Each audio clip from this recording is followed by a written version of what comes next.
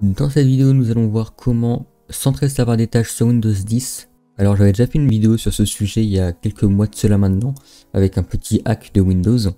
C'était pas très foufou, c'était même pas pratique du tout en réalité, c'était juste un petit hack rigolo comme ça, une petite astuce. Mais cette fois-ci, je vais vous présenter une solution qui est vraiment viable, qui est fonctionnelle en tout cas, de ce que j'ai testé sur mes deux autres PC. Donc, du coup, on peut le voir, je ne suis pas sur une machine virtuelle, je suis cette fois sur mon PC. On va commencer par aller sur le lien en description. Je vous aurai mis le lien du GitHub du projet Taskbar X. Donc c'est le projet qu'on va utiliser pour centrer notre barre des tâches sur Windows. Donc on va pas download de code ici, on va aller un peu plus bas. Tac, on descend, et ici on peut voir du coup download. Donc on peut utiliser le logiciel via le Windows Store. Donc il est sur le Windows Store, si on y va on peut le trouver. Il est par contre à 1,50 €. C'est pas excessivement cher, mais si on peut éviter de l'acheter, pourquoi s'en priver? On peut aussi l'utiliser sur Rainmaker pour ceux qui utilisent Rainmaker. C'est un skin, donc pourquoi pas. Je suis pas un grand fan de Rainmaker, donc je vais pas l'utiliser. Donc nous, ce qu'on va utiliser, c'est la version portable.zip, donc qui est le logiciel entre guillemets. Donc, on va cliquer sur le lien. Ça nous ramène en gros vers le site de Taskbar X. Et si on descend, on peut voir les downloads. Donc ici, j'ai un système en 64. Donc, je vais télécharger le zip en 64. Donc, il vous faudra vous munir d'un WinRAR ou d'un 7zip, donc d'un logiciel de décompression de fichiers en tout cas, pour pouvoir unzipper ce petit fichier. Hop, du coup, dans mes fichiers, j'ai mon Taskbar X. Donc, si je double clique dessus, on peut voir qu'il y a plein de petites choses dedans. Donc, ce qu'on va faire, c'est qu'on va créer un dossier. Hop, nouveau dossier, on va l'appeler Taskbar X. Donc, 1.7.0.0. Bam. On va mettre ce fichier dedans, on double-clique, et ici il va falloir du coup unzipper le fichier dedans, extraire ici, paf, et le fichier ici, on le supprime. Pour l'instant on va rien toucher à ces fichiers, on va le faire après. On va juste prendre ce fichier, on va le couper, et on va aller dans le disque local C, vous allez aller dans Programme, et vous allez le coller là-dedans. Donc là on demande les 3 admins.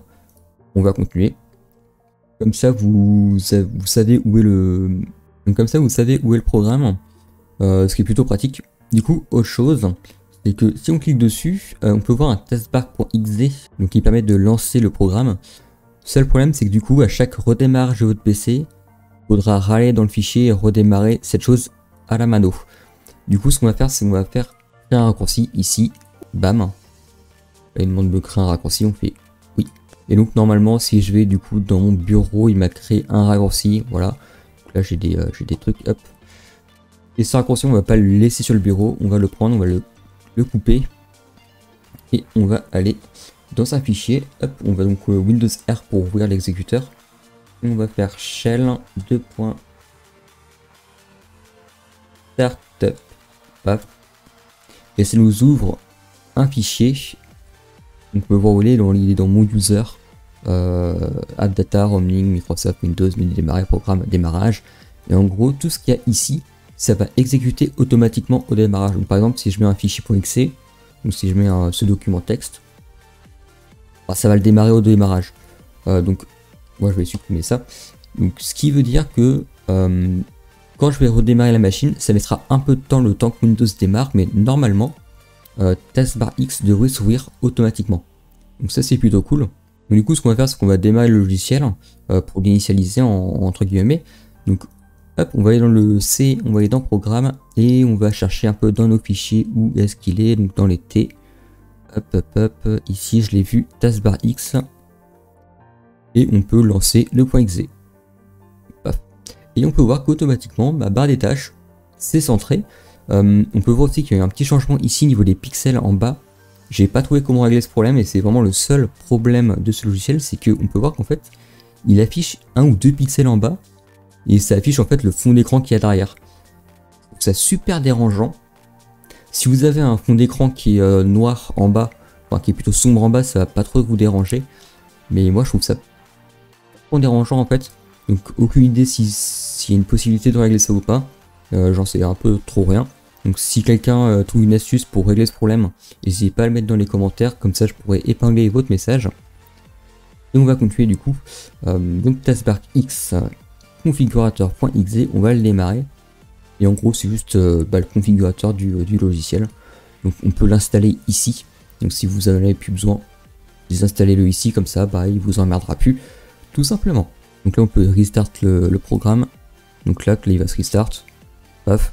On peut le stopper aussi, pourquoi pas. Et on a plein de petites options à faire. Donc je vous laisserai regarder.